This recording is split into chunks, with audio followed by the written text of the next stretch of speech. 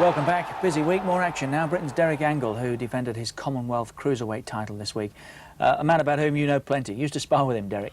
Yes, we were both managed by Terry Lawless. He's a very good fighter at Cruiserweight. It's just a pity that the division's not that glamorous.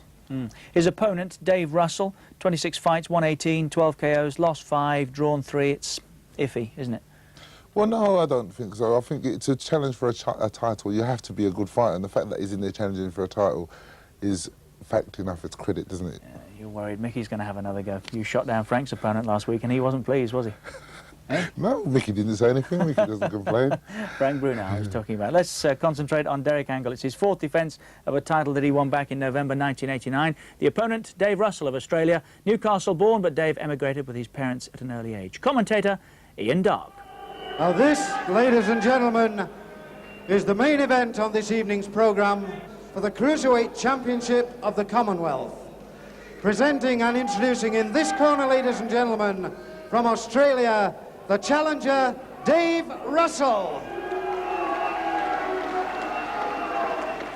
And from Gravesend, ladies and gentlemen, the Cruiserweight Champion of the Commonwealth, Derek Angol.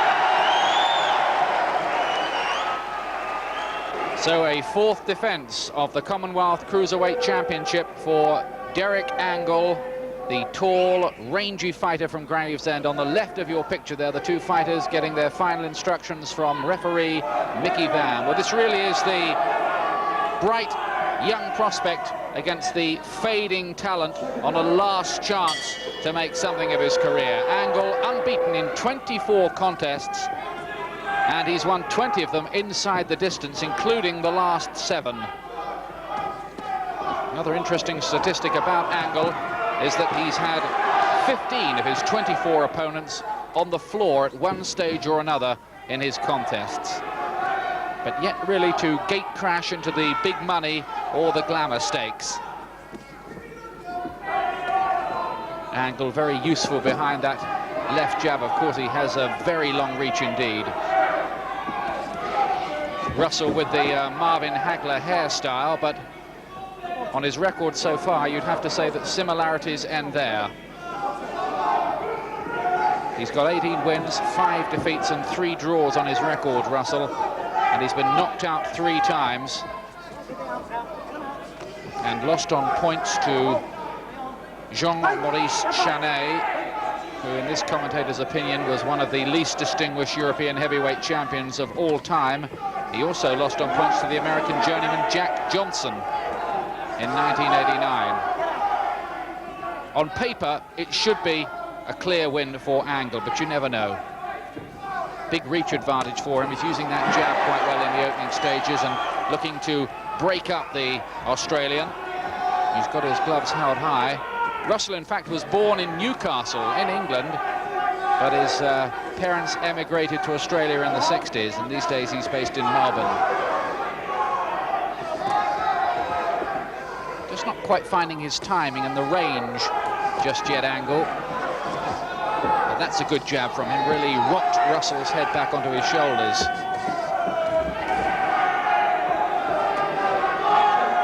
Russell charging in rather unscientifically there, instead of boxing his way in behind the jab.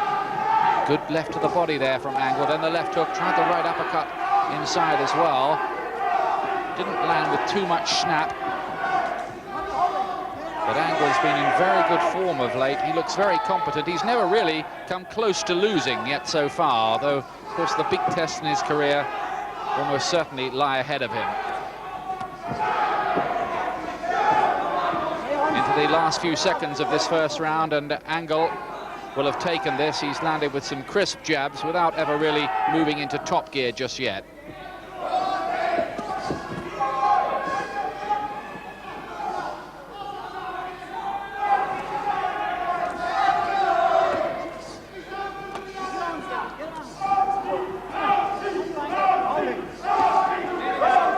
Right in from the body there from Russell.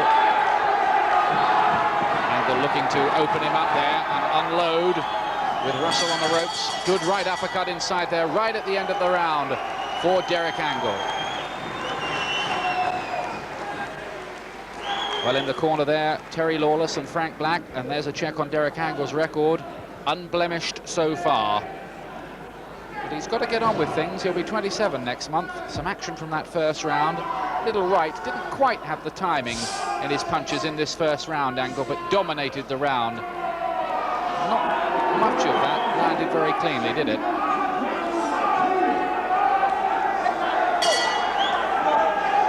Second round then for the Commonwealth Cruiserweight Championship at 13 stone 8 pounds. Derek Angol with the white stripe down the side of his shorts. Don't really think you could mistake the two boxers though, could you? Russell with those extravagant tattoos.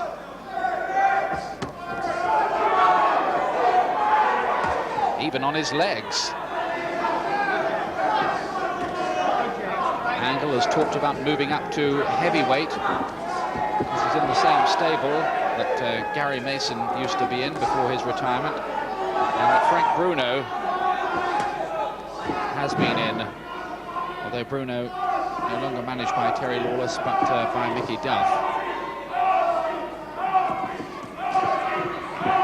But Derek Angol, one of many, many fighters, good fighters too, who've come out of that Royal Oak Gym in Canning Town in East London.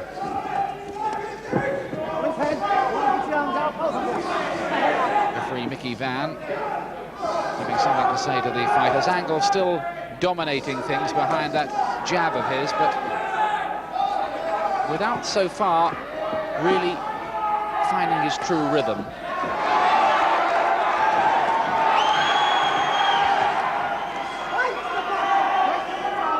Just tying him up there. Russell, who's been knocked out by Dean Waters, Chisanda Muti, that was in a previous challenge for this title in 1986, and by Apollo Sweet. He sounds a bit like a walk-on character from a Rocky film, doesn't he? Sweet, in fact, was the man from whom Angol took this title back in 1989. Now he's starting to move into gear. Russell having to cover up. He's taking quite a few of those on his arms and on the gloves, but one or two are getting through too. Russell hasn't shown us very much so far. He's been able to foil and for a straight angle from time to time, but not much more. 31 years of age, 5 years older than Angol.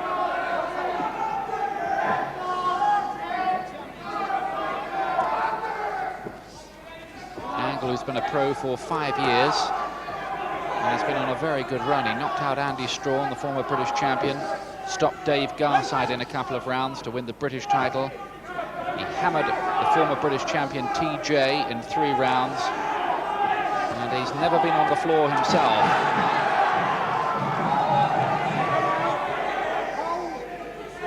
But I think he will be feeling at this stage of his career that it's time to take the L plates off. Time to come off the leash and move into the big money, and that's good punching from Angol there. And Russell here is having to take a fair bit, very one-sided. Terry Lawless and Frank Black working there in the corner. Terry Lawless, who produced world champions like John H. Tracy, Morris Hope, Jim Watt and Charlie Magri. Well, might Angol become another one at cruiserweight? It's a good little burst, squall of pressure from him here. Denny Mancini working in Russell's corner for tonight. There's Russell's record, a bit of a mixed one. Unusually 3 draws on it in 26 fights. One of those was on a visit back in Britain against John Westgarth a few years back. Third round, and the Cruiserweight Championship of the Commonwealth on the line here. Derek Angol, the British boxer with the white stripe down the shorts, and he's been very much on top so far.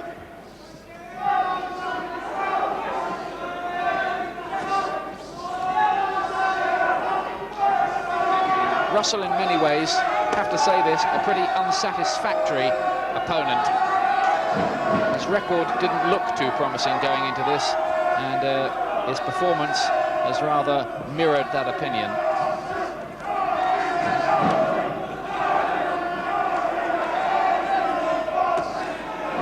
Survived, he's covered up quite well, but it really has been one-way traffic.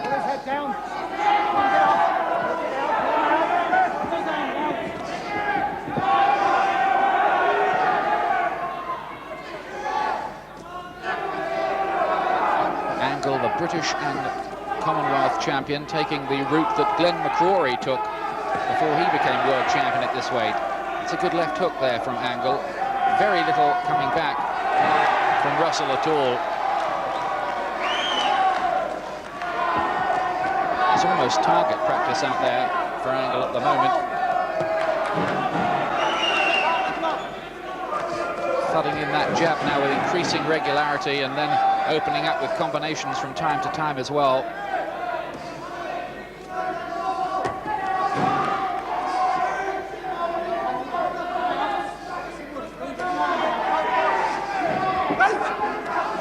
Of course, cruiserweights have the reputation of being rather unfashionable, but remember, this division in the 11 years it's existed at world level has produced a couple of very famous names in Evander Holyfield, who's moved on to the World Heavyweight Championship, and of course Michael Spinks.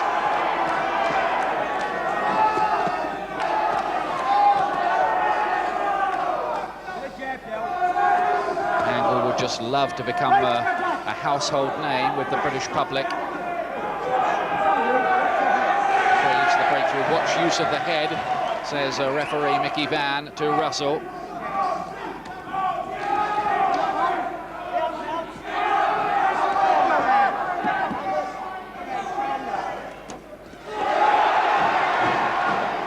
Russell looks to have gone back quite a long way from the mid-80s when his career reached some sort of high, when he was an Australian and Orient and Pacific champion.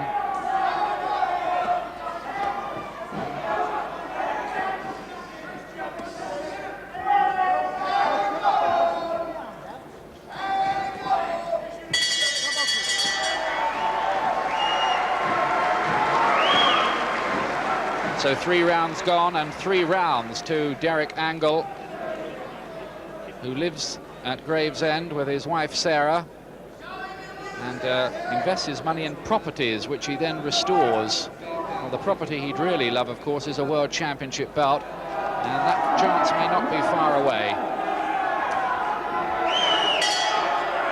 4th round here at the Elephant and Castle Leisure Centre. Derek Angol defending his Commonwealth Cruiserweight Championship for the 4th time. Russell with those tattoos all over his body. And that's really the first left hook he's thrown in anger all night. He has landed with a couple of body punches. But Angol right on top of him. That's a good right from him too. Oh, and a left hook! And, well, he held onto the ropes there, Russell. He would have gone down, but he held onto the ropes to stay up. Referee Mickey Vann lets him continue. But Angol may not be far away here from ending this. Russell's not offering anything back. He hadn't offered much all night, and that concludes the show as far as Derek Angol is concerned. 4th round stoppage. It's his 8th stoppage in a row, and a world title opportunity may not be very far away now for Derek Angol if he wants to stick down in the cruiserweight division, and for the moment that would seem to be the most sensible course. That was a very good left hook indeed, and Russell would have been on the seat of his pants had he not grabbed onto the rope for support here.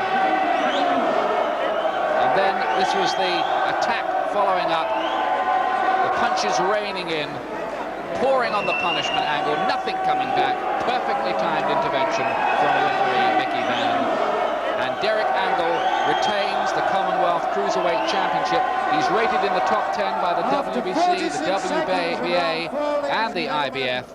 And really no problems whatsoever for him here. The referee has stopped the contest. The winner and still Cruiserweight champion of the Commonwealth, Derek Angol. Not sure just how much it meant, but Derek Angol did nothing wrong. He stays on course for a world title shot. Yeah, well done, Derek. Gary, how far away do you think that title shot is? Well, judging by the fact that I saw Mickey in the ring at the end of the fight, that means he's very, very close. Because if you notice this, you see whenever there's a fight and they're getting somewhere and they're almost there, Mickey appears.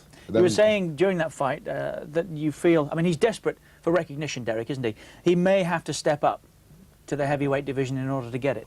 Well, what I think Derek will do is just see if he can get a title fight first. If he can get that very soon, then he'll have that. If he wins, he'll keep defending, obviously, and if he loses, he'll step up. If he can't get it straight away, then he'll have to step up.